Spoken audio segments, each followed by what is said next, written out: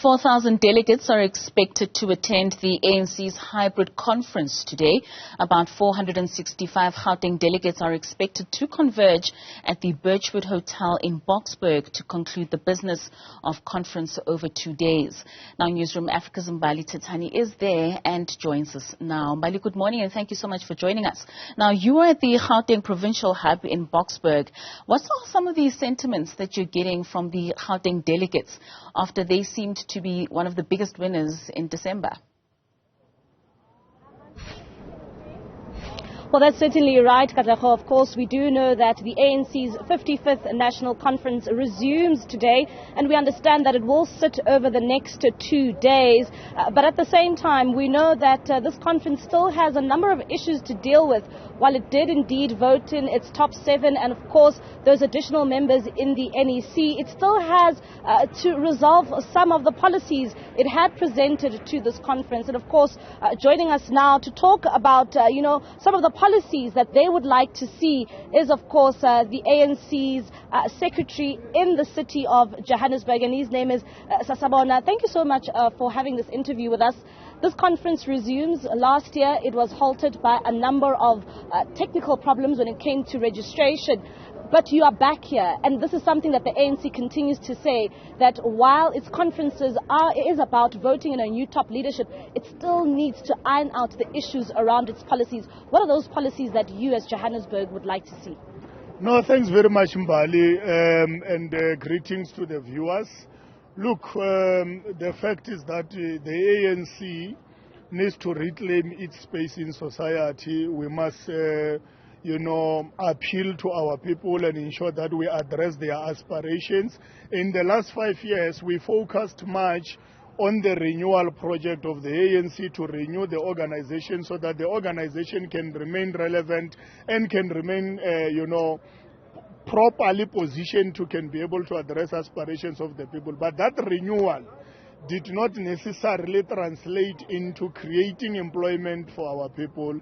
Renewal did not translate into, ensuring that our economy is transformed in terms of ensuring that many of the historically disadvantaged people are able to become economically active and all that. That is why it's important that in today's session, which might end in the early hours of tomorrow, we must ensure that even issues of electricity, there are clear resolutions in terms of how we must move forward. You will know that Johannesburg, we are affected much with the power supply issues, which are a country-wide problem, ESCOM capacity to can supply. And we believe that this conference must be clear in terms of how should we move forward in terms of ensuring that we empower ESCOM as much as we will be allowing, independent power producers to come into play to ensure that there is energy mix that the country implement.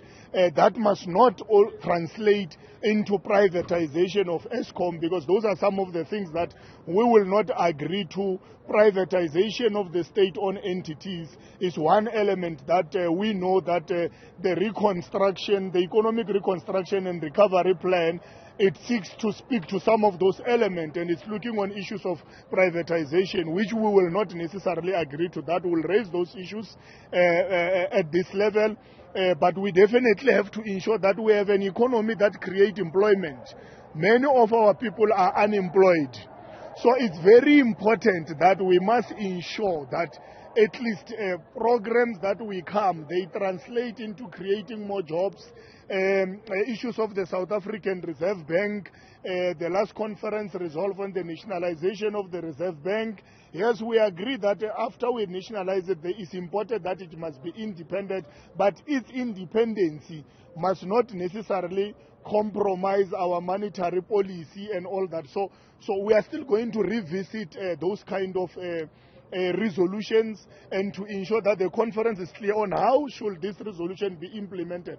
But look, apart from many other issues, including issues of your nationalizations of the strategic sectors of the economy, where the state must intervene to ensure that these sectors of the economy are able to create employment for our people, to create the environment to be conducive, even for the private sector to be able to operate and create more jobs that are required.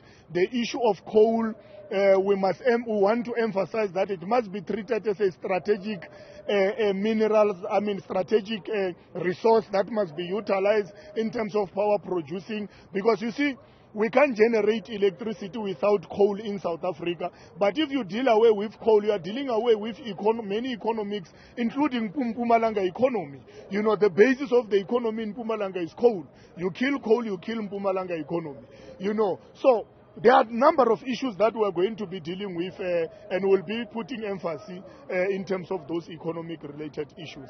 Lastly, Sasabona, another issue that has plagued the ANC is, of course, its resolutions from the 2017 conference, the issue of step aside. At the policy conference earlier last year, a number of the provinces wanted the party to do away with that resolution. What is your opinion when it comes to the step aside resolution? Should it be a policy that stays in the party, or should it be refined once more? There are two elements of step aside policy. The one element is the element that is in line with Rule 25.70 of the ANC Constitution.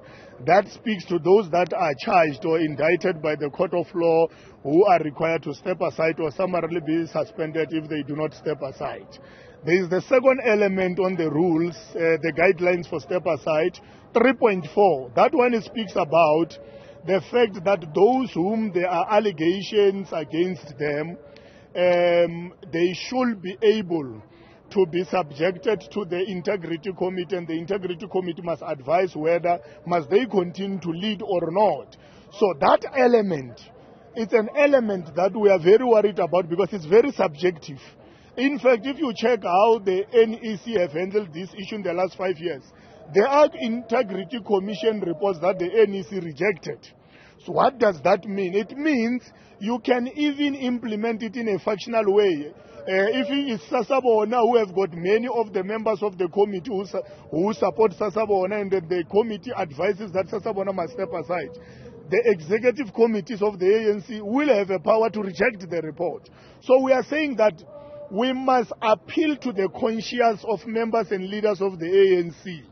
Their consciousness must guide them where they are not conducting themselves in the manner that is consistent with the core values of the ANC. They must voluntarily step aside. The minute we regulate how the conscience of people must advise and guide them, it means then we are facing a serious crisis. And where we are standing, we are saying that there is no need to regulate consciousness. Let's rebuild consciousness in each and every one of us. Let consciousness guide us on that element. Those that are charged by the court of law is beyond our control. We must give them space to deal with those issues. All right, thank you very much. Of course, that is Sasabona. He is the regional secretary in the city of Johannesburg, just touching on some of the resolutions stemming from the 2017 conference, but at the same time saying that when it comes to the energy crisis that faces this country, this is something that they would like to see this conference looking into when it has to adopt some of those resolutions, which they are saying that may even go to the early hours of this morning. But I must add that, when it comes to the commissions and the program for today, the media will not be allowed in any of those sessions. The only session that the media will be allowed to cover will be the closing address that will be done by the ANC president. All right, that's Mbali Thethani out in Boksburg, getting us there an update with regards to the ANC conference that's about to resume.